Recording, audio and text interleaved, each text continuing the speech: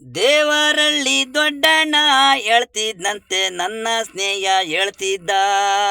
ದೇವರಳ್ಳಿ ದೊಡ್ಡಣ್ಣ ಹೇಳ್ತಿದ್ನಂತೆ ನನ್ನ ಸ್ನೇಹ ಹೇಳ್ತಿದ್ದ.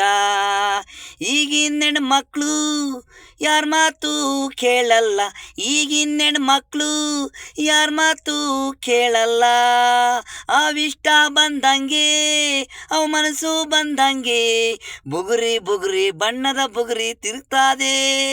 ಹಾಗೆ ಸುತ್ತಾವೆ ರಸ್ತೆಯಲ್ಲಿ ಹುಡುಗಿರು ಸುತ್ತಾರೆ ಹಾಗೆ.